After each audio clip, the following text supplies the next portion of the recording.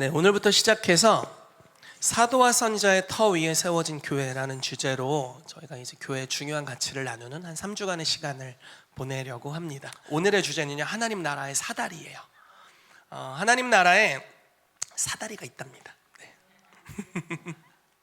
자, 본문 말씀 같이 읽도록 하겠습니다. 에베소서 2장 19절부터 22절까지 말씀을 저희 같이 읽어보도록 하겠습니다.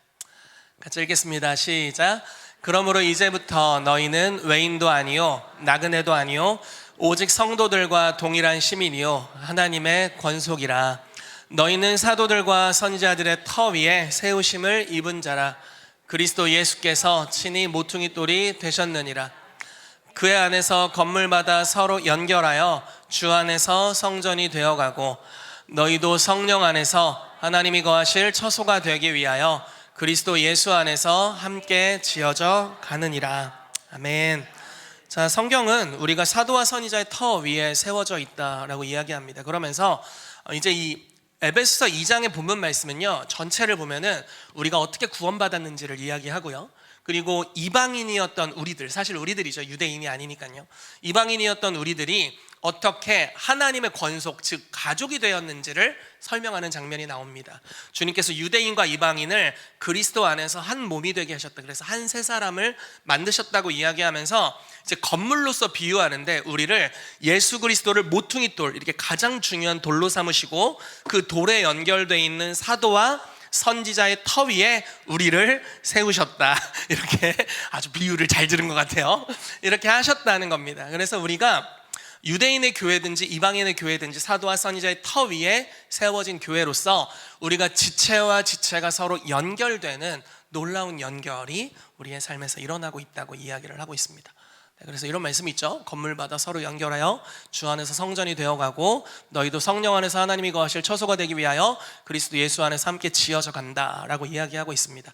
자, 저는 오늘 하나님의 나라에 대한 이야기를 하려고 합니다. 하나님의 나라라는 것은 뭘까요? 네, 하나님의 통치입니다. 네, 맞습니다.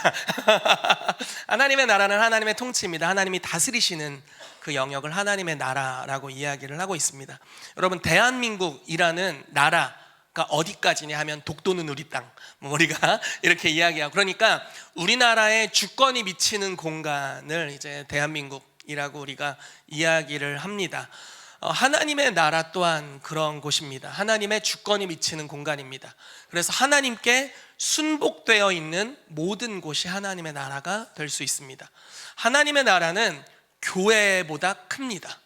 그리고 교회보다도 중요합니다. 아멘. 아멘. 하나님의 나라는 결코 사라지지 않습니다. 참 놀라운 것이, 중국에, 제가 참 중국을 사랑하는데 요즘 중국이 조금 많이 불안합니다. 우리나라에 하도 많이 오셔가지고 좀 많이 불안하지만, 어쨌든 제가 원래 중국 선교사로 나가고 싶은 마음이 있었습니다. 근데 중국의 문화대혁명, 이제 공산주의 혁명이 일어나면서 사실 지식인들이 다 죽임을 당하고, 그리고 성경을 다 불태웠고요, 그리고 교회가 다 문을 닫게 됐죠. 다른 말로 이야기하자면 교회가 끝났습니다. 그래서 교회가 그 땅에서 사라져 버렸어요. 그런데 하나님의 나라는 사라지지 않은 거예요. 하나님의 통치가 여전히 예수 그리스도를 믿는 사람들 안에 있었습니다. 그래서 어떤 일들이 일어나냐면, 제가 이제 하늘에 속한 사람이라는 책을 좋아하고 읽었었는데, 거기에 이런 내용이 있어요. 이 윈이라는 형제, 이제 나중에 이제 개명을 한 겁니다. 윈 형제로. 이분이 어렸을 때 어머니가 항상 이야기해 주셨던 성경의 내용을 듣고 예수님을 믿었지만 성경책이 없는 거예요. 그래서 기도하는 거죠. 하나님, 성경책을 주세요. 근데 이 애가 조금 성격이 극단적이었어. 금식을 해버렸네. 제가 정확하게 기억나진 않지만 한 20여일 금식을 한 것 같아요. 그래서 저처럼 이렇게 살집이 있으면 뭐 20일을 괜찮습니다. 끄떡없어요. 한 3kg 빠지려나? 뭐 그 정도예요. 최근에 제가 금식을 했는데 별로 티가 안 난다는 흉흉한 소문이 있습니다. 왜냐면 영양이 충분하니까. 왜냐면 우리나라 잘 살잖아요. 그리고 또 잘 사는 나라에서 잘 먹는 사람이니까 문제가 없어. 근데 그때는 뭐 모두 다 가난할 때였죠. 그러니까 얼마나 먹을 것이 없는 상태였겠어요. 근데 그 힘든 상태에 금식을 하니까 애가 이제 막 헷가닥 하는 거예요. 이게 막 오늘날로 표현하면 선망 증세 같은 것도 있고 막 맛이 가는 겁니다. 근데 이렇게 그렇게 헷가닥 하는데, 여러분 또 놀라운 것이 비몽사몽간에 항상 계시가 임한다. 그래서 너무 졸리면, 설교를 듣다 너무 졸리면 잠은 주무시지 마라. 좀 버텨라. 그럼 이 왔다 갔다 하는 이 현실과 꿈의 그 경계선 사이에서 계시가 임할 때가 많이 있어요. 어쨌든 그 민영제가 이제 막 헷가닥 하는데 환상을 본 거예요. 꿈인지 환상인지 아무튼 그걸 본 겁니다. 어떤 내용이었냐면, 두 명의 청년이 자기에게 찾아와서 성경책을 전달해 주면서 이렇게 이야기를 하는 겁니다. 네가 성경책을 달라고 하나님께 기도한 것을 우리가 알고 있다. 그러면서 한 노인이 성경책을 문화대혁명 때 깜쳐가지고 숨겨놨는데, 그 성경책을 어느 지역에 있는 너에게 주라는 성령의 감동을 받고 이 성경책을 우리가 전달하는 거다 하면서 전달을 해주는 환상인지 꿈인가를 본 겁니다. 그래서 막 너무 기대가 되는 거죠. 근데 깼더니 꿈이야. 받았다 했는데 깼는데 꿈이야. 근데 며칠 뒤에 진짜 저녁에 그 집에 두 명의 청년이 노크를 해서 들어와가지고 성경책을 전달을 해주면서 그 노인이 한 노인이 이 성경책을 어느 지역 어느 동네에 있는 너라는 애한테 주라는 성령의 감동을 줬다고 성경책을 준 겁니다. 너무 놀라운 역사. 그러니까 교회는 문을 닫았지만 하나님의 통치는 여전히 역사하고 있는 거예요. 그래서 그 아이가 성경을 보고 어떻겠어요? 너무 좋았겠죠. 그래서 외워버렸대. 외워버렸어요. 마태복음을 다 외워버리고 마가복음을 다 외우고 누가복음을 다 그러니까 볼 수 있는 시간이 한정적이죠. 낮에보다 걸리면 이제 다 죽는 거예요. 다 외워버린 거예요. 근데 어느 날부터 하나님께서 서쪽으로 가래. 서쪽으로, 동서남북, 서쪽으로 갔어요.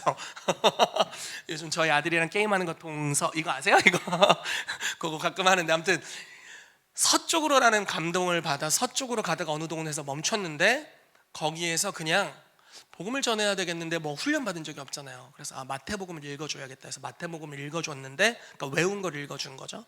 한 마을 전체가 구원받는 역사가 일어나고, 이러면서 놀라운 하나님의 나라의 운동이 풀어지게 되는 겁니다. 교회 하나도 없지만 하나님의 통치가 그 사람 마음에서부터 풀어져서 내 사회에 풀어지는 역사들. 그래서 지금 중국에 약 1억 이상의 인구가 크리스찬이 된 걸로 제가 알고 있고, 여전히 지금 중국 많은 어려움이 있고 공산권 또 하나님을 믿지 않는 무신론의 세계이지만 그 안에서도 하나님의 나라가 역사하고 있다라는 것입니다. 최근에 시온교회라는 중국의 온라인 교회예요.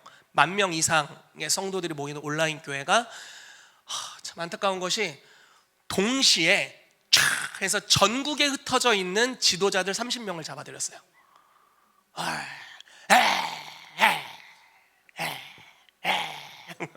웃을 때까지 해야지. 너무 안 좋은 소식이죠. 그렇죠. 그렇지만 하나님의 나라는 없어지지 않습니다. 시온 교회는 문 닫을 수 있어요. 그렇지만 하나님의 통치는 그보다 큽니다. 왜냐하면 사람들 안에 살아있거든요. 심지어 교회가 문을 닫고 누군가 순교를 당한다 할지라도 그 순교자의 피가 하나님의 나라를 확장해요. 그래서 이 하나님의 나라를 알아가는 것이 너무나 중요합니다. 아멘. 네, 오늘 하나님의 나라에 대해서 같이 나누고자 합니다. 자, 하나님 나라의 사다리예요. 제가 이 이거 이론입니다. 성경에 나와 있는 내용은 아니고요. 이론인데, 이 이론에 대해서 피터 와거너 박사님의 책에서 보게 되었습니다. 브루스 쿡이라는 한 신학자가 이런 이론을 이야기한 거예요. 하나님의 나라에 사다리가 있다. 그러면서 어떤 이야기를 했냐면, 세 가지 사다리가 있는데, 그러니까 이런 겁니다. 1층, 2층, 3층이 있는 거예요. 사다리 하나, 둘, 셋. 그래서 가장 낮은 단계에서 가장 높은 단계가 있다고 이야기를 하는 겁니다.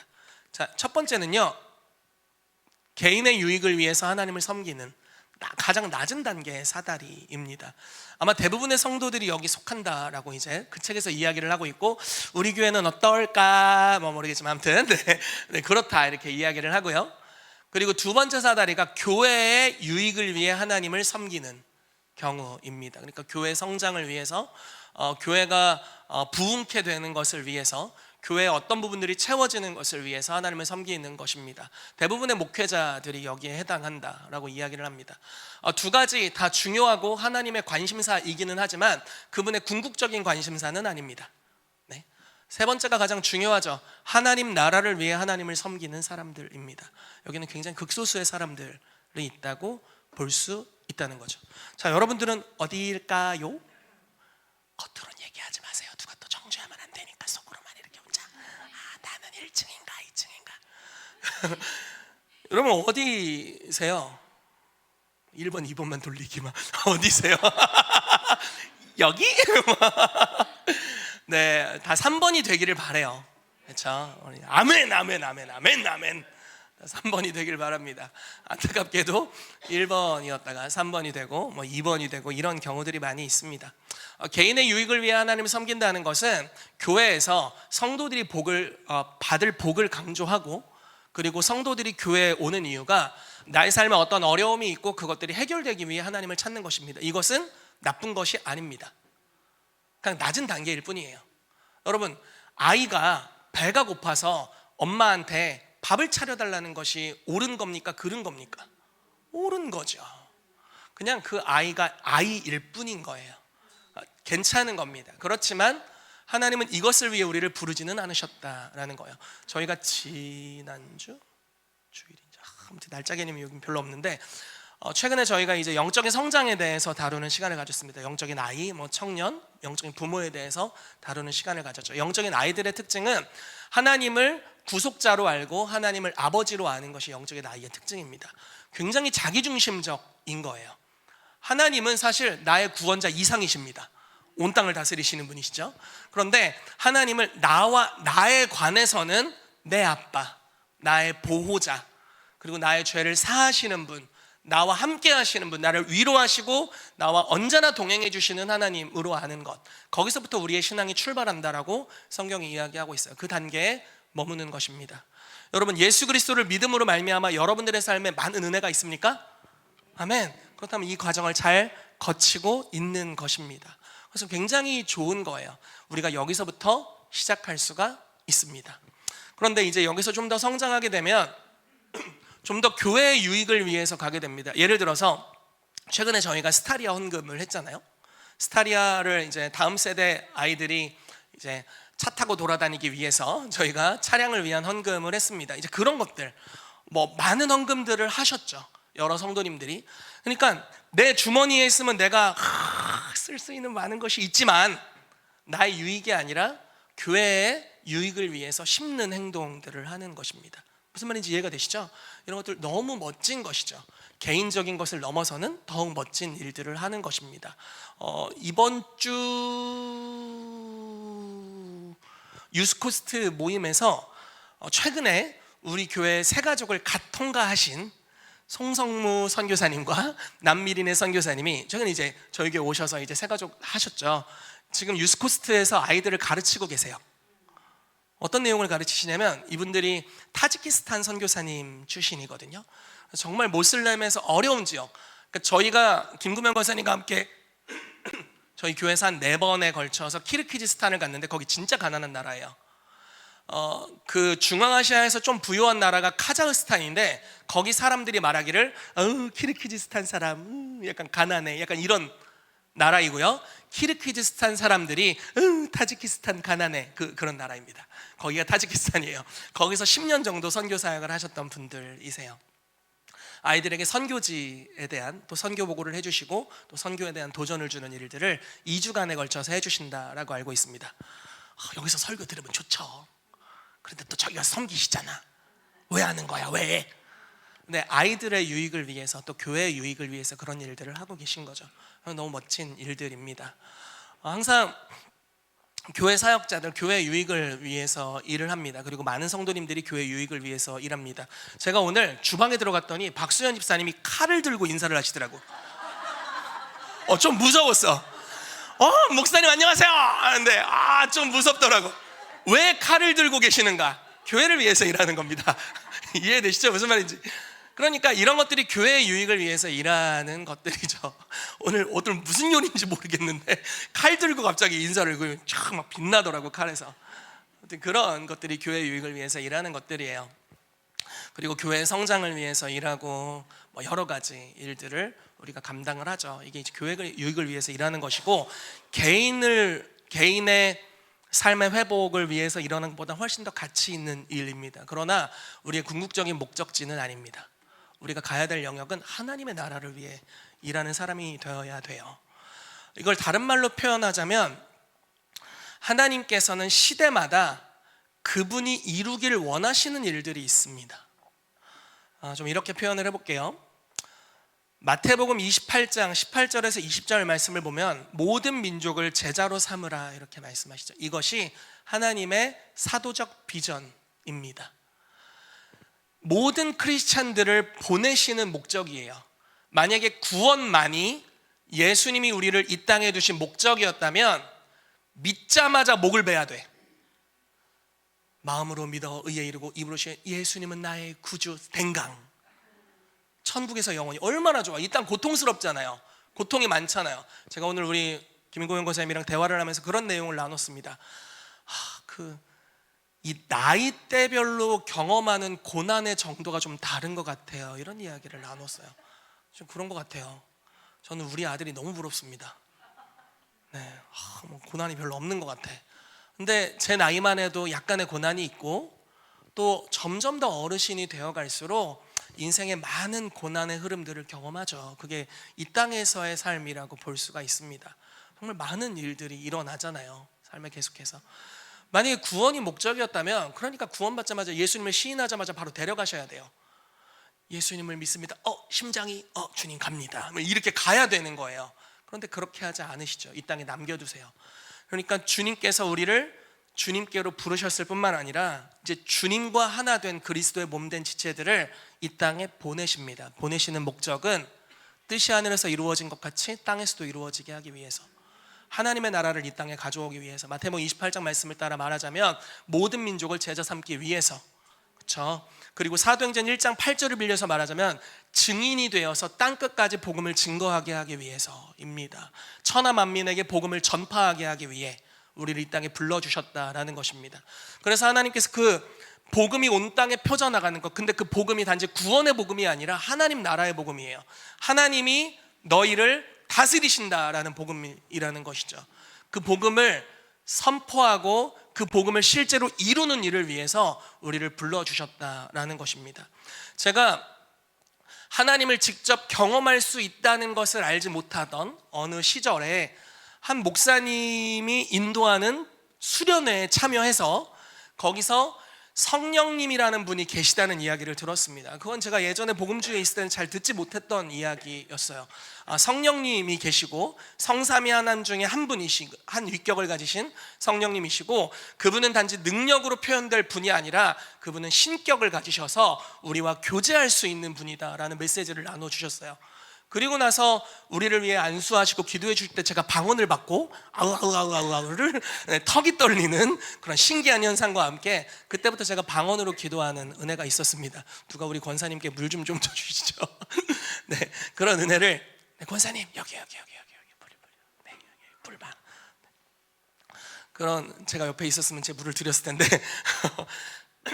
그래서 이제 그런 이전의 내 삶에 하나님께, 여러분 우리가 천국 가면 주님과 영원히 동행하게 될 거잖아요. 우리 안에 성령님 거하시고 예수님과 함께 영원히 머물게 될 거예요. 오늘 우리가 뭐 춤을 춰요, 내 영혼의 사랑 이러면서 막 사랑의 노래 맞춰 뭐 이러면서 춤을 췄잖아요. 그러니까 그런 일들을 우리가 천국에서 하게 되는 거죠. 그게 뜻이 하늘에서 이루어져 있는 상태입니다. 그런데 이 땅에서 크리스찬으로 살고 있지만 아직 내 마음이 하나님의 영과 연결되어 사는 방식을 알지 못했는데 그 목사님께서 복음을 선포해 주셨죠. 그래서 제가 성령님, 예수님을 영접한, 이미 예전에 영접했지만 성령님과 교제할 수 있다는 것을 알게 되고, 그분이 내 속에서 사실 뿐만 아니라 내 삶에 능력을 부어주시고 또 복음을 증거할 수 있는 능력을 부어주시고 내 삶을 이끌어 주신다는 놀라운 사실을 깨닫게 됐습니다. 그 복음의 선포로 말미암아 하나님의 나라가 내 삶에서 확장된 거예요. 무슨 말인지 이해가 되시나요? 그런 일들, 그러니까 뜻이 하늘에서 이루어졌지만 아직 이 땅에 이루어지지 않았죠. 그걸 이루도록 부르셨다라는 것입니다. 여러분, 에베소서 말씀에 보면요, 부모와 자녀의 관계, 그리고 부부 사이의 관계에 대해서 굉장히 강조해서 이야기를 합니다. 그러면서 특별히 부부 관계에 대해서 이렇게 이야기를 해요. 그리스도와, 그러니까 예수님과 교회의 관계의 예표다. 이 비밀이 무지하게 크다. 강조를 해야 되니까. 무지하게 크다, 이렇게 이야기합니다. 부부관계가 얼마나 중요한지 이 비밀이 무지하게 크다. 아멘. 그런데 우리가 부부관계를 맺다 보면 이런 생각을 하게 된단 말이에요. 제 생각이 아니고 어느 다른 동네 얘기예요. 다른 동네 맨날 티격태격 싸우는 걸 보니까 뭐 그런 건 뭐 천국에서나 이루어지나 봐. 이 생에선 글렀어. 이런 거 있잖아요. 나는 너무 소통하고 싶은데 교제를 하고 이렇게 막 성령 안에서의 소통을 하고 싶고 마음과 마음이 연결된, 그리고 서로가 뭐 영혼육 전체가 뭐 성적으로도 굉장히 잘 맞고 모든 영역에서 연합된, 정말 성경에서 말하는 한 몸이구나라는 것들을 경험하려는 기대감을 가지고 딴따라란 하고 결혼했는데 이놈의 뭐 맨날 벽이랑 얘기해. 벽이야 벽. 그러니까 이런 것들을 경험할 때, 그리고 남편들 입장을 이야기해 볼게요. 내가 살아생전 어머니의 잔소리가 굉장히 힘들었어. 어머니가 내 옆에 오셨네. 이런 우리 어머니 얘기가 절대 아니고 다른 동네 이야기, 이 동네 얘기가 전혀 아닙니다. 다른 동네 얘기예요. 약간 신앙이 필요한 영역이죠, 여러분. 네, 믿음이 필요한 영역이에요. 그러니까 그런 걸 경험할 때 처음에는 시도하죠. 우리가 갈등을 풀어보고 마음과 마음이 연결되도록 여러 노력들을 해봅니다. 그러다가 우리가 뭐 쓴뿌리도 있고 연약함도 있고 뭐 경제적인 어려움도 있고 다 어려울 때가 있잖아요. 그런 걸 경험하면서 에휴, 글렀다. 적당히 금 긋고 살자. 너도 나한테 너무나 들어오면 내가 상처가 나고 나도 너한테 들어가면 네가 상처받으니까 적당한 벽. 그리고 메신저, 아이들을 메신저 삼는 거예요. 야, 가가지고 아빠한테 이거 하시라고 해라. 야, 가서 엄마한테 이거 하시라고 해라. 애들이 막 그 둘 사이에 메신저가 돼가지고 서로 대화 안 해. 막 애들만 메신저야. 이런 경우들 있죠. 그거 너무 안타까운 거예요. 뜻이 하늘에서 이루어져 있지만 이 땅에서 이루어져 있지 않는 거죠. 근데 이런 영역에 복음을 선포해 주는 겁니다. 하나님이 회복시키실 수 있다는 복음, 기쁜 소식을 선포하고 그 성령의 능력이 임하게 되고 그 진리의 말씀들이 풀어지게 되면 부부관계가 실제로 회복되는 역사들이 일어나게 되는 거죠. 하나님의 나라가 그런 방식으로 확장되어야 하는 겁니다. 뜻이 하늘에서 이루어진 것 같이 땅에서도 이루어지는 일들이 일어나야 되는 거예요. 오늘날 하나님이 치유하신다라는 진리에 대해서 제가 이전에 잘 알지 못했습니다. 그러다가 이제 치유 사역을 하는 분들을 만나게 되고 또 치유에 대해 가르치는 분들을 만나게 되면서 치유라는 역사가 일어나는구나까지는 알게 됐지만 제 몸에 아픈 것을 하나님이 나를 고치실 수 있다는 믿음까지는 없었습니다. 그러다 제가 HIM 컨퍼런스를 참여하게 되면서 그때부터 아마 빌 존슨 목사님이 한국에 오셨던 것 같아요. 빌 목사님이 오셔서 처음 하셨던 선포가 이제 하늘이 땅을 침노할 때 아마 그 책에 대한 주제를 굉장히 많이 나누셨던 것 같습니다. 그러니까 하나님의 뜻은, 우리를 향한 하나님의 뜻은 하늘의 상태다. 그렇지만 이 땅에 아직 다 이루어져 있진 않다. 그러므로 주기도문과 같이 하늘의 상태가 내 삶에서 이루어지도록 기도해야 한다. 이런 주제였습니다. 그래, 천국엔 병자가 없지, 질병이 없어, 죄가 없어. 그러니까 내가 치유받는 것이 주님의 뜻이야. 그냥 아주 논리적인 거였어요. 이걸 깨닫고 그 복음의 기쁜 소식을 들었을 때 믿음이 온 거예요. 그 순간 치유됐으면 얼마나 드라마가 따로 없지? 그렇지만 그 순간 치유되지 않았고요. 그때 내가 심장이 너무 안 좋아서 고통을 당하고 있을 때였는데 몇 개월 있다가 고쳐졌습니다. 참 너무 감사한 일이에요. 제가 지금까지 아팠으면 아마 지금 살아있었을까 싶어요, 솔직히. 그때로부터 지금 한 15년 정도가 지났는데 건강합니다. 건강해 보이죠? 아멘. 하나님의 나라가 점점 저의 삶에 풀어지게 되는 겁니다. 하나님께서 각 시대마다 그리고 각 개인을 향해서 뜻이 하늘에서 이루어져 있지만 이 땅에서 이루어져 있지 않은 이 갈등과 텐션이 있는 영역을 일치시키도록 우리 모두를 불러주셨습니다. 아멘. 그래서 그 방향으로 우리 모두가, 전 세계 교회가 다 나아가고 있고요. 그렇지만 하나님께서, 여러분, 이스라엘 12지파가 공동의 전쟁을 치르지만 이제 여호수아가 죽고 나서는 이제 지파별로 전쟁을 치릅니다. 어떤 스토리인지 아시죠? 유다 먼저 나아가라 이렇게 하는 말씀하시고, 뭐 요셉 지파는 여기를 정복하라 이렇게 말씀하시고요. 그래서 각 영역이 조금씩 달라져요. 그러니까 오늘날 우리가 많은 교회들이 있고, 이 많은 교회들이 지상대 위임령, 그리고 뭐 사도행전 1장 8절의 말씀, 주기도문의 말씀, 이런 하나님의 나라의 큰 그림 안에서 같은 방향으로 가고 있습니다. 또 그래야 하고요.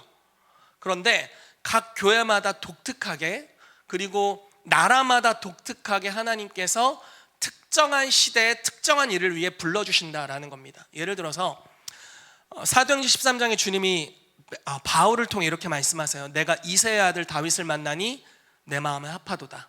내 뜻을 그를 통해 다 이루리라. 이걸 원어적으로 해석을 하면 내가 이새의 아들 다윗을 만나는데 내 마음과 같다. 그래서 내가 이 시대를 향한 나의 뜻을 그를 통해 이루겠다, 이거예요. 하나님은 다윗 시대에 이루기를 원하시는 주님의 특별한 목적이 있었어요. 그건 아브라함의 시대 때는 이루어질 수 없는 것이고, 모세 시대에도 이루어질 수 없는 종류의 것이었습니다. 다윗 시대에 이루기를 원하시는 특별한 목적이에요. 하나님의 나라가 계속 점점 더 확장되어 간다는 이 진행 과정 속에서 지금 시대에 하나님이 이루기를 원하시는 목적, 그게 다윗을 통해서 이루겠다 하신 거예요. 하나님이 다윗이라는 사람의 삶을 그냥 자기가 왕위에 오르고 적당히 잘 살고 뭐 부유하고 그냥 떵떵거리고 몇 나라를 정복하고 야야야 이런 식으로 그냥 끝마치게 하신 것이 아니라, 자기 왕국을 세우고 끝마치게 하신 것이 아니라, 하나님이 가지고 계신 그분의 목적이 있는데 그 목적을 위해 다윗을 보내셨다라는 겁니다. 이게 사도성에 관한 이야기입니다. 교회가 가져야 할 사도성에 관한 이야기입니다. 하나님께서 바울을 콜링하시면서, 눈 멀었던 바울이잖아요. 대적했다가 눈 멀었잖아요. 이 바울을 콜링하시면서 내가 너에게 세 가지 부르심, 하나는 이방인을 위해, 또 하나는 유대인을 위해, 그리고 임금들과 높은 지위의 사람들을 위해, 이 세 종류의 부르심이 바울에게 있었습니다. 그래서 바울은 가는 곳마다 첫째는 유대인에게요, 둘째는 헬라인에게로다, 이렇게 회당에 가서 먼저 복음을 증거하고 그리고 이방인들에게 복음을 증거했습니다. 근데 안타까운 사실은 이 사람이 이방인의 사도로 부르심 받아서 그런지 몰라도 항상 회당에서 쫓겨났어요. 복음을 증거하는 사명을 감당하는데 항상 회당에서 쫓겨나. 그래서 막 발에 먼지를 털면서 막 이방인에게로 가노라 이러면서 맨날 갔거든요. 그러니까 자기의 보내심을 아는 거예요. 나는 내 주변에 재정이 좀 없어, 힘이 들어, 어떡하지? 주님의 은혜를 구하자. 주님, 일주일에 한번 회당에 왔나이다. 저의 연약함을 채워주시옵소서. 이거 맞죠? 맞아, 이렇게 해야 돼. 근데 여기서 끝나면 하나님이 우리의 삶에 부르신 목적의 높은 차원으로 가지 못하는 거예요. 너무나 안타깝게도 대부분의 성도들이 요 정도 가다가 멈추게 되는 것 같습니다. 우리 동네 얘기가 아니고. 아멘.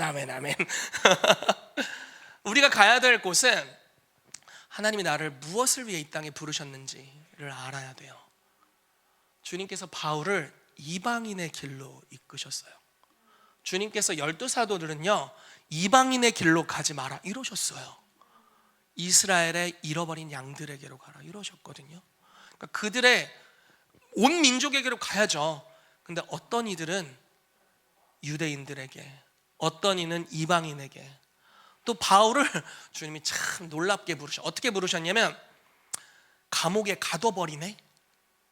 주님이 어느 날 이방인의 사도로서 거의 최고점에 이르렀을 때, 그러니까 사도행전 18장에 고린도에서 강력한 부흥이 일어납니다. 그 전에 일어났던 부흥과는 비교가 안 되는 차원의 부흥이었어요. 얼마나 부흥이 강하게 일어났냐면 핍박이 일어났음에도 불구하고 주님이 바울에게 두려워하지 말라, 이 성에 내 백성이 많다 이렇게 말씀하셨어요. 그러니까 쫓겨나지도 않아. 딴 데서는 부흥이 일어나고 항상 핍박이라면 쫓겨났거든요. 근데 믿는 자가 너무 많아. 쫓겨나질 않아. 근데 그게 이제 고린도 부흥이었고요. 그 다음에 에베소에서 부흥이 일어났는데, 여러분 이 부흥의 역사가 아시아, 그 당시 소아시아에 있는 모든 나라들 가운데 복음이 증거되는 강력한 역사가 일어납니다. 그래서 얼마나 강력했는지 바울이 쓰는 뭐 앞치마 손수건 갖다 얹어도 귀신이 떠나가는 역사들, 치유되는 역사들이 일어났다고 이야기해요. 그런 강력의 역사가 풀어지는 에베소에서의 마지막 사역을 끝마칠 즈음에 성령님이 감동을 주시는 거예요. 내가 너를 예루살렘으로 부른다. 왜? 잘하고 있는데 이렇게 은퇴하면 은퇴 자금도 받고 잘 살 수 있잖아. 근데 주님 그렇게 부르지 않으시는 거예요. 내가 너를 따로 불러시키는 일이 있다. 안디옥 교회를 목회하던 바울에게 이방인의 길로 가라고 따로 불러 시키셨던 동일한 계시와 음성이 그의 인생의 중반부에 다시 임합니다. 그래서 그 목적이 무엇인지 정확히 분별되진 않지만 예루살렘으로 가래요. 바울이 얼마나 주님 앞에 성숙하고 헌신된 반응을 했는지 주님이 그가 고난당할 것도 알려주세요. 우리한테는 안 알려줄 것 같아, 분리해서. 요셉이 만약에 하나님이 꿈을 2번 보여주시죠. 막 해와 달과 11별이 자기에게 절하고. 근데 그 중간 과정 알려줬으면 결코 안 갔지. 무슨 말인지 이해되세요? 하나님은 예언은 굉장히 낙관적입니다. 함정이 좀 있지만 중간에 꽃길이라는 전제는 전혀 없어요. 항상 죽음과 부활을 통해서 그 여정으로 가게 주님께서 인도하시죠. 그러니까 바울의 성숙함을 주님은 아시고 이렇게 얘기하세요. 예루살렘으로 가라. 결박과 환난이 널 기다린다. 참네. 근데 막 가는 길에 막 선지자들이 계속 얘기하는 거예요. 가지마. 계시를 받았는데 결박과 환난이 기다린대. 그래, 맞아, 그거야. 나는 그래서 가는 거야 하고 막 가요. 갔는데 어떤 일이 일어납니까? 감옥에 갇혀서 로마 병사들이 자기를 가뒀는데 그게 로마의 집권자들을 다이렉트로 만날 수 있는 통로들이 계속 열려요. 그래서 바울의 3번째 부르심, 높은 지위에 있는 이들에게 복음을 증거하라는 그의 그 보내심의 사명이 감옥에 갇힌 방식으로 이루어집니다. 참, 주님이 별의별 일을 다 하십니다. 갇히라 뭐 이런 말은 아니고요. 주님께서 그렇게 그의 인생을 이끌어 가시는 것을 볼 수 있습니다. 여러분, 여러분들의 부르심은 뭡니까? 지금 2025년이 말미에 유대력으로 5786년이 시작되었고 이제 2026년으로 가고 있는 여러분들의 삶에 지금 여러분들을 하나님이 뭐 때문에 여기 남겨두셨습니까? 목을 댕강하지 않으시고. 이거를 알아야 돼요. 반드시. 그리고 여러분들이 분별하고 그 길로 가게 되기를 축복합니다. 자, 교회로서도 이것을 반드시 알아야 됩니다. 교회를 왜 사도와 선지자의 터 위에 둘까요? 목사의 터 위에 두면 안 될까요? 교사의 터 위에 두면 안 될까요? 복음 전도자의 터 위에 두면 안 될까요? 근데 성경은 아주 의도적으로 교회를, 물론 예수 그리스도가 터예요. 고린도전서에는 예수 그리스도가 터다 이렇게 나와 있습니다. 근데 에베소서에는 좀 더 디테일하게 얘기하는 거예요. 예수 그리스도의 터를 자세히 째려봤더니 예수님이 모퉁이 돌이고 사도와 선지자가 터다. 그게 연합돼서 교회의 터가 이 그리스도 그리고 사도의 선지자의 터 위에 세워졌다 이렇게 표현하는 겁니다. 왜 사도와 선지자의 터냐? 여러분, 사도와 선지자의 부르심은, 사도의 부르심은 보내심 받은 영역을 알고 선포하고 사람들을 이끌어가는 부르심이 있습니다. 선지자의 부르심은 하나님이 무엇을 말씀하시는지를 듣고 하나님이 말씀하신 목적지를 어떤 방식으로 갈 수 있는지에 대한 그 시즌에 대한 전략을 받는 그런 계시의 직분입니다.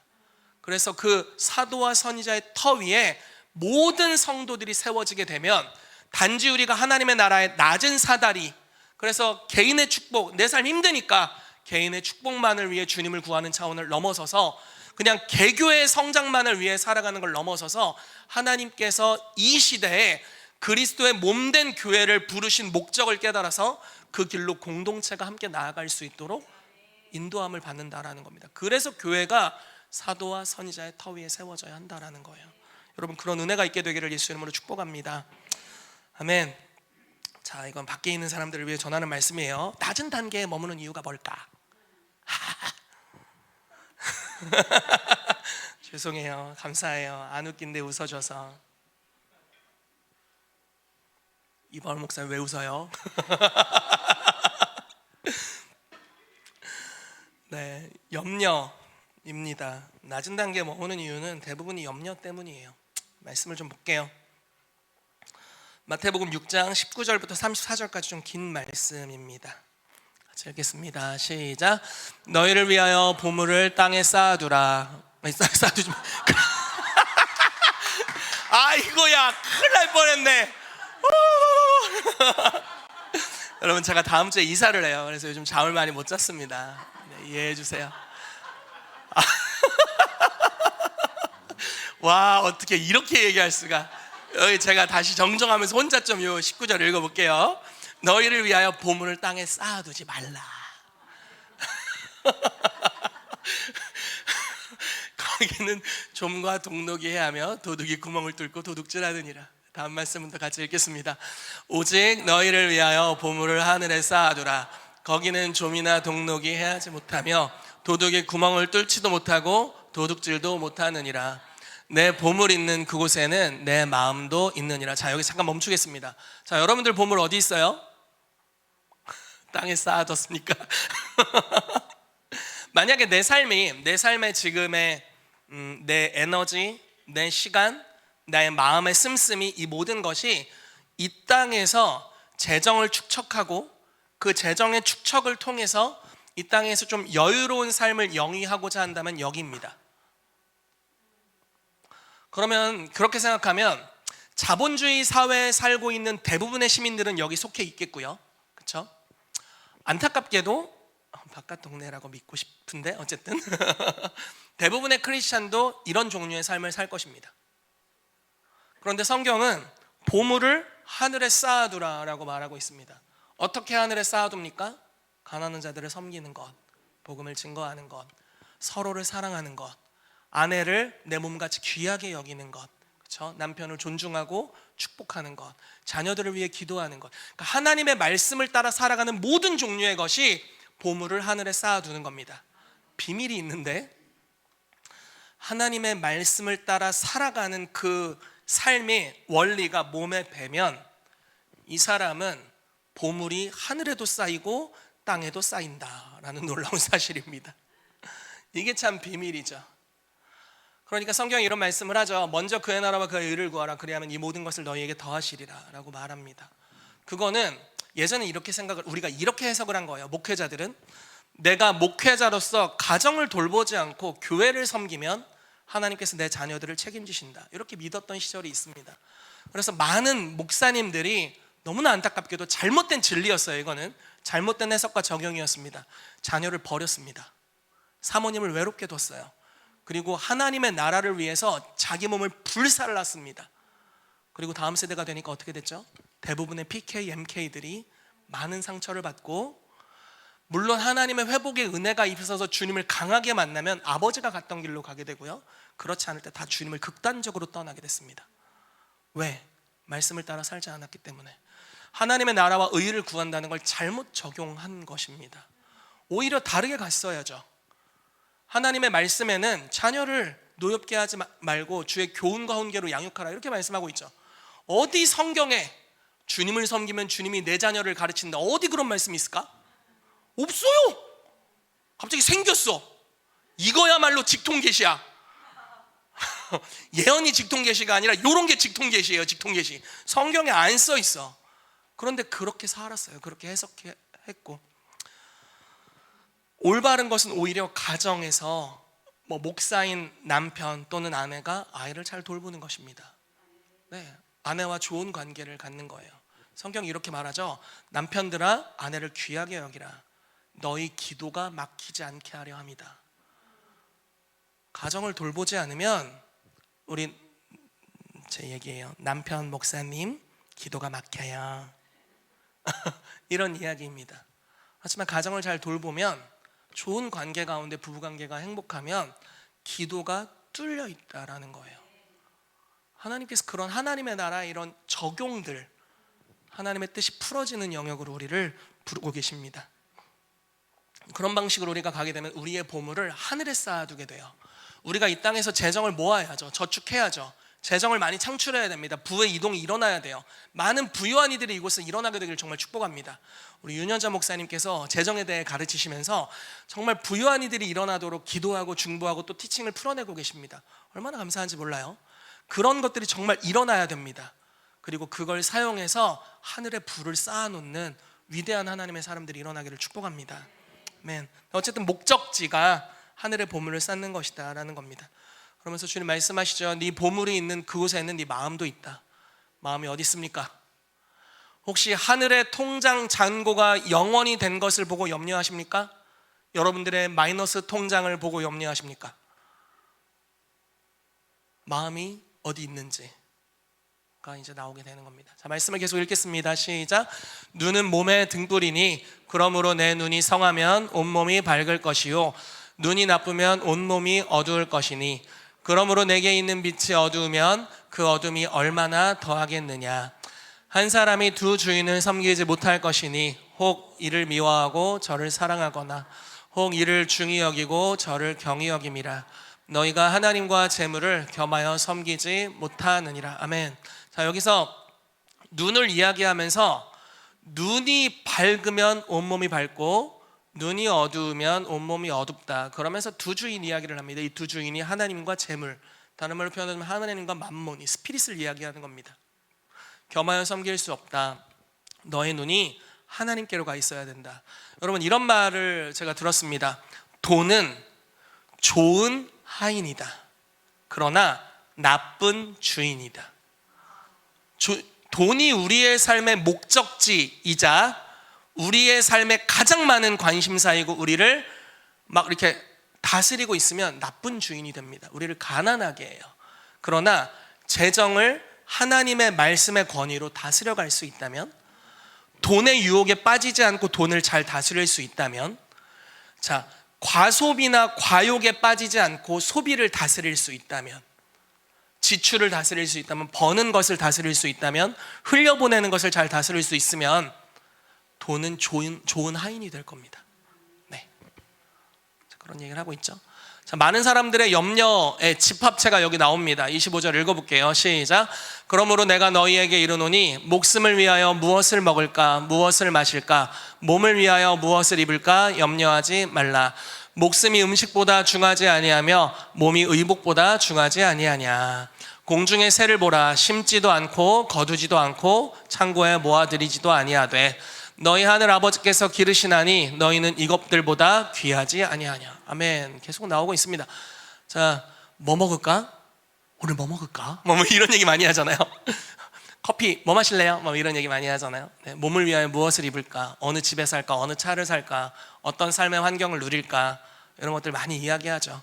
그런데 주님이 우리를 돌보신다고 이야기를 하면서 공중의 새를 이야기합니다. 그러니까 우리가 볼 때 하나도 가치 없어 보이는 저 새들 중에 하나도 심지도 않고 거두어들이지도 않고 창고에 모아들이지도 아니하는데 아버지께서 기르신다. 하물며 너희일까 보냐 이렇게 얘기하시는 거예요. 자, 같은 이야기입니다. 제가 좀 읽어볼게요. 너희 중에 누가 염려함으로 그 길을 한 자라도 더할 수 있겠느냐. 또 너희가 어찌 의복을 위하여 염려하느냐. 들의 백합화가 어떻게 자라는가 생각하여 보라. 수고도 아니하고 길쌈도 아니하느니라. 그러나 내가 너희에게 말하노니 솔로몬의 모든 영광으로도 입은 것이 이 꽃 하나만 갖지 못하였느니라. 오늘 있다가 내일 아궁이에 던져지는 들풀도 하나님이 이렇게 입히시거든.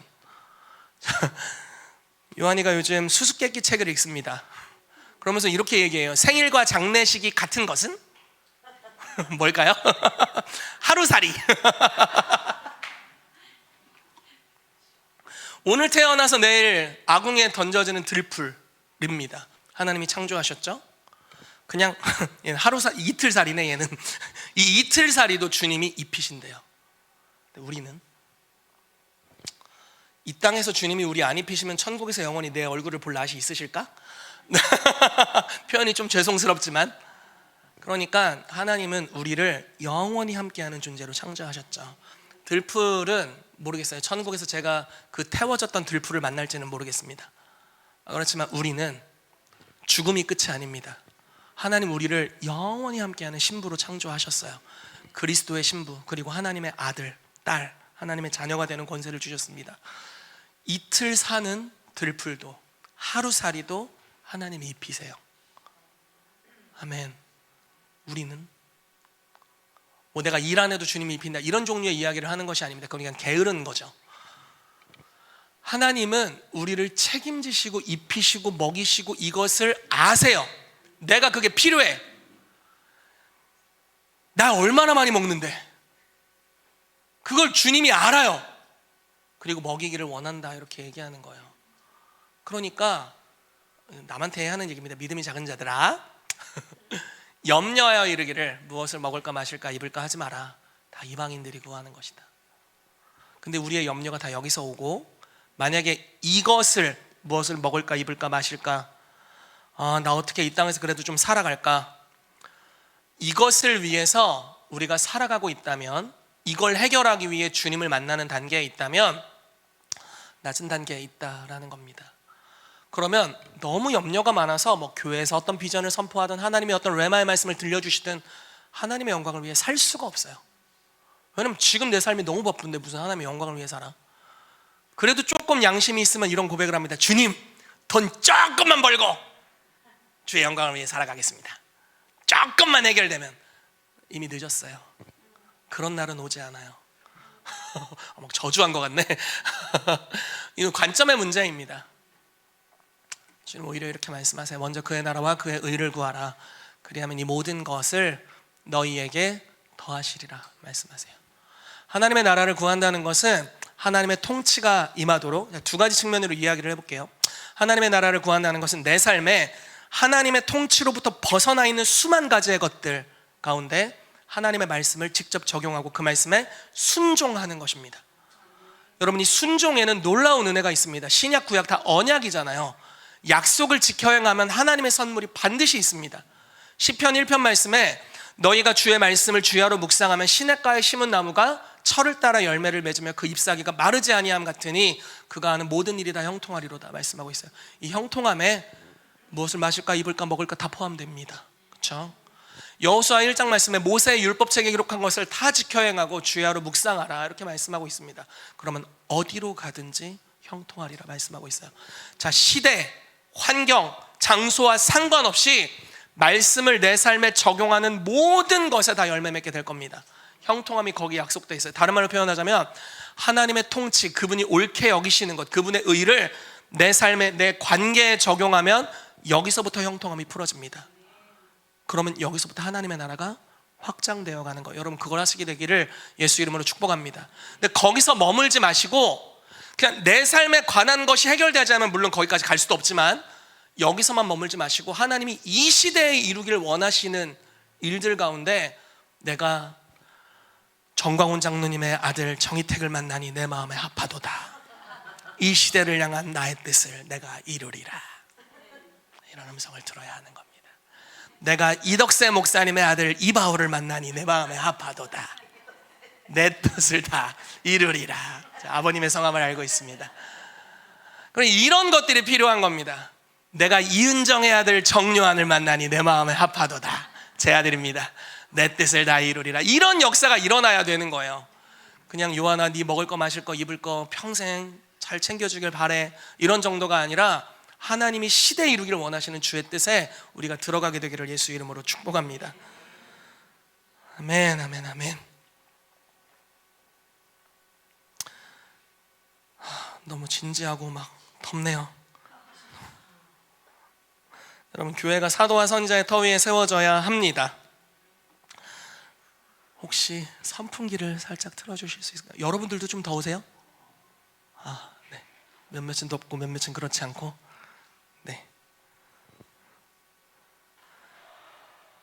네, 사도가 하는 일은요, 하나님의 나라의 큰 그림을 그립니다. 그리고 하나님의 비전을 받습니다. 선지자가 하는 것은 하나님의 인도하심을 받습니다. 저희 교회는요, 오중사역을 인정합니다. 그리고 사도와 선지자, 복음 전하는 자, 목사와 교사의 그 사역자들, 굉장히 많은 사역자들이 있습니다.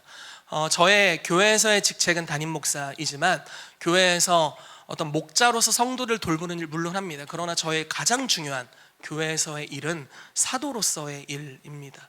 그러니까 하나님께서 이 시대에 무엇을 행하기를 원하시는지를 분별해내고 교회가 그 방향으로 갈 수 있도록 하는 것입니다. 그리고 성도님들의 삶에 하나님의 나라와 그분의 옳게 여기시는 것이 개인적으로 적용되는 목양이 풀어져야 할 뿐만 아니라 주님께서 이 시대에 이루기를 원하시는 일들 가운데 우리 전체가 같이 그 영역으로 들어가도록 이끄는 것이 저의 역할입니다. 제가 그걸 잘 해낼 수 있기를 바라고 우리 모두가 그걸 잘 해낼 수 있기를 바랍니다. 여러분 한번 이 사도와 선지자의 터 위에 세워져 있다는 것이 어떤 느낌인지를 구약의 몇 가지 예를 통해서 한번 보여드리길 원합니다. 여러분 여호수아가 정복 전쟁을 하러 갑니다. 여호수아 1장부터 시작하죠. 하나님이 강하고 담대하라라고 말씀하시고 요단강을 건너라고 말씀하세요. 저희가 최근에 계속 나눴던 말씀입니다. 너희 자신을 성결하게 하라. 내일 여호와께서 너희 가운데 기이한 일들을 행하시리라. 이제부터 일어날 일은 요단 갈라지는 일, 여리고 무너지는 일, 아이성에서 한번 졌지만 아무튼 승리하는 일, 가나안의 열 왕과 싸우는 일, 그리고 그 싸움 중에 막 해와 달한테 명령에 막 삿대질하면서 멈춰라 이렇게 하루 동안 멈췄어요. 그런 기적의 역사들, 그리고 뭐 가나안 북부의 왕들과 또 싸우고 또 누구와 싸우고 뭐 이런 정복 전쟁입니다. 이 전쟁은 일부가 가는 게 아니고 여호수아 혼자 가자 하고 자기 혼자 막 가는 게 아니라 이스라엘 전체가 가는 것입니다. 여러분 그 성경에 보면은요, 요단 동편에 이미 모세 시대에 땅을 정복을 합니다. 그래서 루벤, 갓, 므낫세 반 지파, 어디서 많이 들어봤죠? 므낫세 반. 그러니까 므낫세 반이라는 지파가 있는 게 아니라 므낫세 지파 중 절반이 그 땅에 거주했다, 뭐 이런 내용이에요. 이미 유업으로 받을 땅을 다 받았어. 정복 전쟁도 거긴 끝났습니다. 그런데 그 땅에 있지 않아요. 여호수아에게 가서 여호수아와 계약을 합니다. 뭐라고 얘기하냐면, 여호와께서 우리 전체 백성들을 위한 땅을 다 정복하기까지 우리 이 땅에서 안식하지 않을 겁니다. 저희 처자들 여기 있지만, 어린 아이들, 우리 뭐 가축들 여기 있을 거지만 우리 장정들은 가서 싸울 겁니다. 그리고 우리가 앞장서서 싸우겠습니다. 이렇게 이야기해요. 여러분 이게 사도적인 모습입니다. 이게 사도적 공동체의 모습입니다. 아이고 전쟁 나가려고 하는데 잠깐만 카드빚 갚아야 돼. 카드빚 광야에서 빚을 많이 졌어. 카드빚 갚아야 돼. 3개월만 기다려줘요. 이렇게 막 여호수아 전쟁 나가고 막 다 카드빚 갚는 사람 300만 명 있고, 그런 게 아니라 각자 사정이 왜 얼마나 많겠어요. 그 300만 명이 광야에서 사니까. 여러분들은 아파트 집에서 살잖아. 거긴 텐트에서 살았다고. 얼마나 더 문제가 많겠어요. 뭐 수도가 있어 뭐가 있어. 문제 투성인데 근데 같이 연합했어요. 같이 전쟁했습니다. 뭐 칼이 뭐 제대로 갖춰졌을까요? 사울과 요나단의 시대에 사울과 요나단만 칼이 있었어요. 그 철제가 온지 별로 되지도 않았고 철공도 없어서, 애굽에서 나와서 무슨 철공이 있겠어요. 전쟁하다가 어떻게 뺏은 정도겠죠. 그러니까 막 아마 지도자들급은 막 칼 들고 막 이렇게 하고 막, 아니면 막 곡괭이 들고 나온 거야. 농기구 들고. 그러니까 그런 싸움을 근데 다 참여했습니다. 모세가 하나님의 계시를 받고 어디로 가라는 감동이 오면 그냥 뭐 사정이 어떻든 구름 기둥 불 기둥 뜨면 다 일어나서 다 움직이는 거예요. 무슨 말인지 이해가 될까요? 전쟁을 하는데 같이 갑니다. 개인의 자유 당연히 있죠. 하나님께서 개인의 삶 굉장히 중요하게 생각하시죠. 그렇지만 그리스도의 몸된 교회를 통해서 그 시대에 이루길 원하시는 일이 있었다고요. 여호수아 시대를 통해서 그 시대의 가나안을 정복해야 사사시대가 됐을 때 그들이 내 옆구리에 찔레와 가시가 되지 않는 거예요. 우리가 공동으로 싸워야 되는 싸움을 싸우지 않으면 우리의 다음 세대에게는 우리가 정복하지 않고 누렸던 그 방종의 시간만큼의 옆구리에 가시와 찔레가 오게 된다라는 겁니다. 얼마나 무서운고 안타까운 일입니까? 그러니까 이 시대에 하나님께서 싸우게 하시는 싸움을 싸우는 은혜가 있게 되기를 예수 이름으로 축복합니다. 여러분 다윗과 함께 했던 공동체를 생각해 봅시다. 다윗이 왕이 된 다음에 합류했어야 되는데 이 사람들이 때와 시기를 못 읽었어. 다윗이 제일 어려울 때 합류를 했어요. 쇠 빠지게 고생을 했어요. 저는 저희 교회 초창기부터 같이 했던 우리 사역자들, 또 함께 했던 우리 성도님들에 대해 엄지척을 날리고 싶습니다. 어려운 시절 함께 해줬어. 진짜 그게 얼마나 놀라운 일인지 모릅니다. 왜냐하면 볼 게 하나도 없었거든요. 우리 처음에 어디서 시작했는 줄 알아요? 김가희 전사님 원룸에서 거기서 시작했어요. 좀 있다가 이제 월평동 지하에서 저희가 했고요. 별로 안 오죠. 성도님들이 별로 안 와. 오기도 힘들어. 왜냐하면 화장실이 좀 어려웠어. 그러니까 환경이 좋지 않고 어려웠던 시절, 근데 다윗과 함께 했었던 그 400명의 사람들이 다윗의 인생에서 가장 비참한 시절에 함께 했어요. 근데 뭐 상황이 좋았겠습니까? 직원 복지 괜찮았겠어요? 4대 보험 들어줬나? 없지. 그런 게 어딨어. 4대 보험이 어딨어. 지금 같이 다니다 죽게 생겼는데 그런 거 하나도 없어요. 근데 가는 겁니다. 같이 도망 다녀. 막 같이 위대한 일을 하는 줄 알았는데 막 같이 도망 다녀요. 같이 막 도망 다니고, 막 사울이 군대 3,000명 데리고 쫓아오면 같이 도망가고, 도망가면서도 또 주님의 음성을 들어. 어디로 도망가라, 어디로 도망가라, 막 이런 거 들어. 그럼 막 공동체가 같이 움직이는 거예요. 막 400명에 막 처자식까지 하니까 1,000명 됐겠죠. 막 같이 움직이는 거야. 막 배낭 메고 막 도망 다니고. 그리고 막 자기 코가 석자인데 하나님이 뭐 어느 성읍이 지금 블레셋의 공격을 당했으니까 도와줘라, 뭐 이러면 뭐 또 전쟁을 하러 가. 그 몇 명 된다고.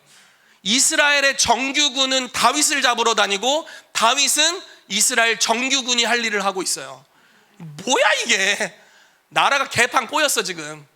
그런 상태인데 다윗과 함께 했던 이 사도적 무리들, 공동체들이 사도와 선지자의 기능을 다 감당하는 다윗의 삶에 정렬되어서 함께 가는 거예요.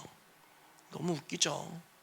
막 전쟁, 막 여기로 갔다가 망명도 같이 해. 막 블레셋으로 망명도 같이 하고, 전쟁 같이 나가고, 막 별 어려움을 다 당하다가 주님이 어느 시즌이 되니까 이 공동체 전체를 들어 올리시죠.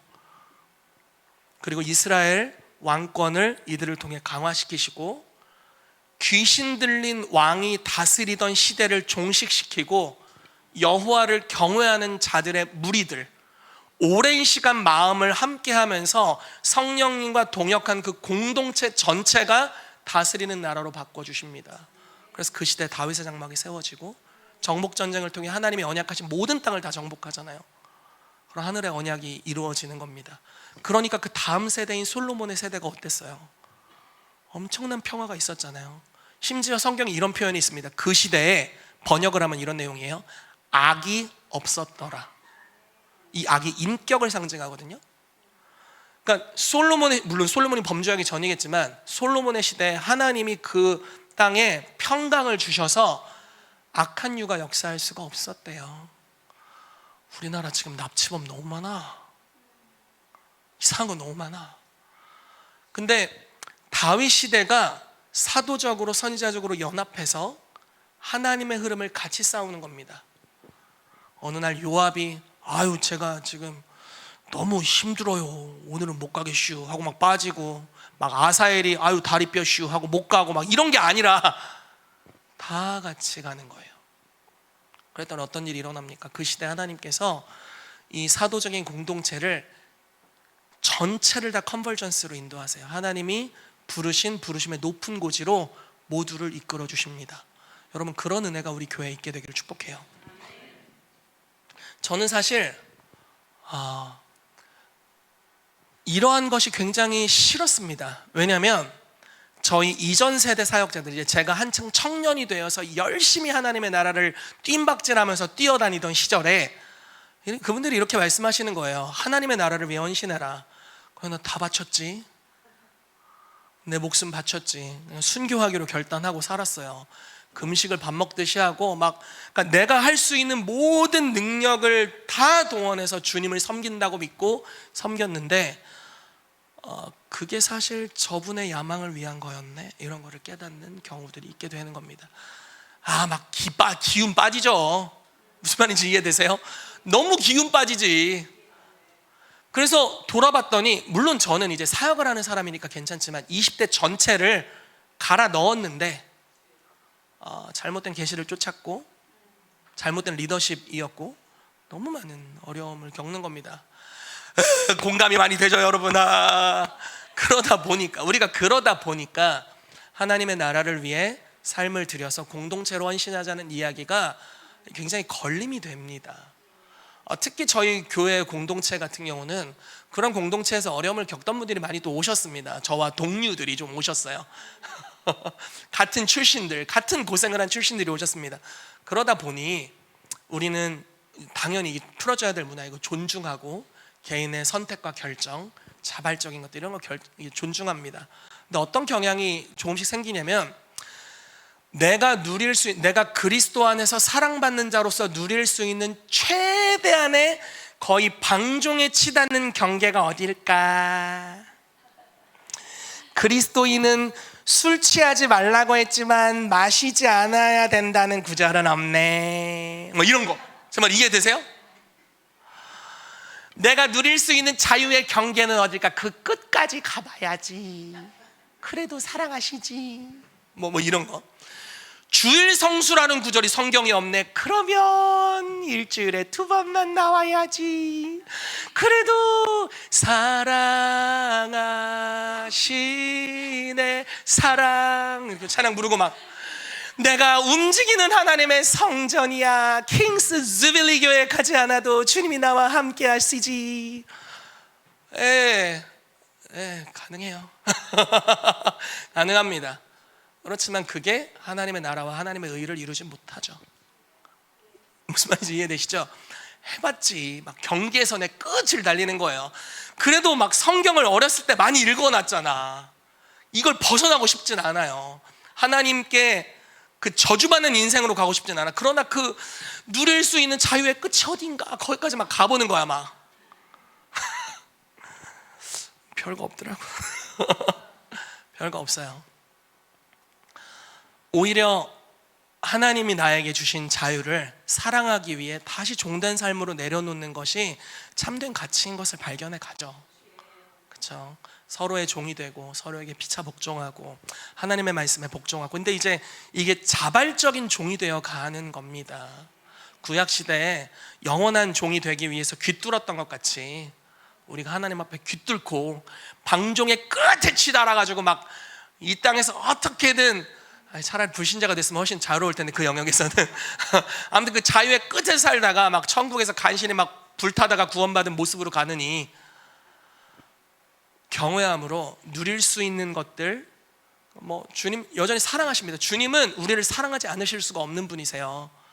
그리고 우리가 그분의 사랑으로 넉넉히 모든 전쟁에서 이깁니다. 그러나 이러한 방종이 아닌 하나님의 나라를 위해 내가 누릴 수 있는 걸 줄이고, 내가 할 수 있는 것, 내가 할 수 있는 소리들 입을 다물고, 형제를 사랑하기 위해 자기를 부인하고, 나의 어떠함들을 십자가에 못 박고 사랑하기를 선택하고, 이런 결정들. 그래서 공동체 안에 머물고 공동체가 같이 하나님의 나라를 추구하는 것들, 이런 것을 통해서 하나님의 나라가 이 땅에 확장됩니다. 우리가 이 땅에서 하나님의 말씀에 순복해서 방종 차원으로 누릴 수 있는 자유를 내려놓는 것만큼 하늘의 나의 보물 창고에 쌓이고 있습니다. 그래서 사도 바울이 이렇게 이야기를 하죠. 일하는 소의 입에 망을 씌우는 자가 누구냐? 일하면 먹어야지. 그러니까 이건 소를 위해서 하신 말씀이 아니라 하나님의 나라의 사역자들을 위해 하신 말씀이다. 즉 사역을 한다면, 그들에게 영적인 것을 나눠줬다면 육적인 것을 받을 필요가 당연히 있다. 그러나 나는 그 권한을 사용하지 않기로 결정하고, 나의 텐트 메이커를 통해 일한 것을 통해서 나와 나의 사역자들이 필요한 걸 쓰고 있다. 이렇게 얘기합니다. 당연히 누릴 수 있는 건데 그 권한을 내려놓는 것을 통해 난 하늘의 보물을 쌓겠다. 이렇게 얘기하죠. 무슨 말씀인지 이해되시죠? 해도 되지. 그러나 그렇게 하지 않는다는 거예요. 왜? 율법이 아니야. 사랑함으로 자기를 구별하는 겁니다. 여러분, 우리 가운데 그런 그리스도께 구속된 참된 자유가 임하게 되기를 축복합니다. 아멘. 자, 말씀을 좀 마무리하도록 하겠습니다. 여러분, 교회는 사도와 선지자의 터 위에 세워져 있습니다. 하나님의 나라를 주님께서 교회를 통해 이 땅에 풀어내기를 원하십니다.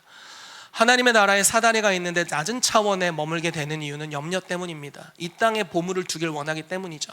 그렇지만 하나님께서는 하늘의 보물을 쌓아두기를 원하십니다. 하나님께서 시대마다 이루길 원하시는 주님의 목적이 있는데, 그걸 사도와 선지자들을 통해 풀어내시고 공동체가 그걸 따라가도록 이끄시고 계십니다. 여러분, 이 시대 우리 개인이 어떤 부르심을 받았는지를 반드시 아시게 되시길 축복해요. 이거는 자, 예언 받으러 오세요, 제가 알려줄게요, 이렇게 할 수 있는 게 아니에요.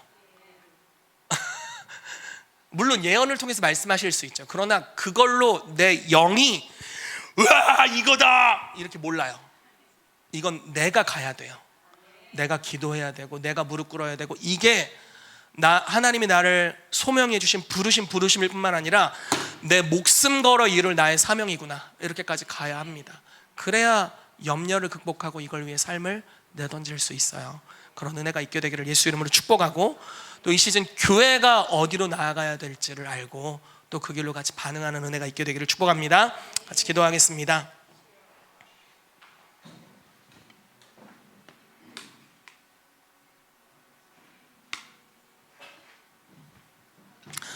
살아계신 하나님, 우리의 보물을 땅에 쌓아두는 것이 아니라 하늘에 쌓아두길 원합니다. 주님, 우리가 우리의 마음의 흔들림이 천국의 내 통장 잔고 때문에 흔들리기보다는 이 땅의 통장의 잔고, 이 땅에서의 어떠한 모습, 땅에 보물창고가 있기 때문에 좀과 동록이 해야 하는 그걸 보고 우리가 많은 염려에 빠집니다. 하루살이도 주님이 먹이시고 이틀 사는 들풀도 주님이 입히시는데 영원히 함께할 그리스도의 신부인 우리일까 보냐. 지극한 사랑을 받은 아들 딸들아 너희일까 보냐, 이렇게 말씀하시면서 염려로는, 네가 염려로 일하고 염려로 살아가는 걸로는 네 키를 조금도 더 크게 할 수 없어, 이렇게 말씀하시는 하나님, 오히려 먼저 그의 나라와 그분이 옳게 여기시는 것, 그분의 의를 구할 때 이 모든 것들을 더해 주신다고 약속하셨습니다. 우리를 부르신 목적이 그것이기에 하나님의 나라를 위해 살아갈 때 하나님의 부요함이 임하게 되고, 하나님의 말씀의 원리를 따라서 자기를 쳐서 복종시키고 말씀에 순복할 때 하나님의 공급이 오게 됨을 믿습니다. 부부관계를 위해서 더 좋게 하기 위해 하나님의 나라를 포기할 때 오히려 부부관계가 악화되고, 하나님의 말씀의 원리를 부부관계에 적용해서 하나님께 부부관계가 순복할 때 하나님의 나라가 임하게 됩니다. 주님이 원리를 깨달아 알도록 역사해 주셔서 낮은 단계의 사다리가 아니라 높은 단계 하나님의 나라를 위해 살아가는 사람들이 되도록 이 시간 킹스주빌리 교회 모든 지체들을 사로잡으시고 이끌어 주시옵소서. 성령님, 우리에게 기름 부어 주시옵소서. 지혜와 계시의 영을 부어 주시옵소서. 우리가 지금 어떤 상태인지를 깨달아 그 더 나은 단계로 나아가게 되도록 우리 가운데 일하여 주시옵소서. 오늘 우리가 들은 말씀을 기억하면서 같이 기도하도록 하겠습니다. 살아계신 하나님, 감사합니다. 성경의 수많은 인물들, 그들의 삶의 영역에 있었지만 주께서 불러내셨습니다. 우시야 왕이 죽던 해에 주님께서 이사야를 만나시면서 하늘의 전략회의를 보여주시고 이스라엘 백성의 패역함, 앞으로 시대가 어떻게 될 것인지를 보여주시면서 하나님의 마음을 이사야에게 보이시고 누가 우리를 위하여 갈꼬? 라고 말했을 때 이사야가 자발적으로 말하기를, 주님, 이 시대를 향한 하나님의 뜻을 이루기 위해 내가 여기 있습니다, 나를 보내시옵소서 하고 나아갔습니다. 아무도 기억하지 못하는 곳에서 양을 치고 있었던 목동인 다윗을 주님이 불러내서 내 마음에 합하다라고 말씀하시고, 내가 너를 이스라엘의 목자, 그 왕의 직임으로 기름 붓고 보내노라 말씀하셨습니다.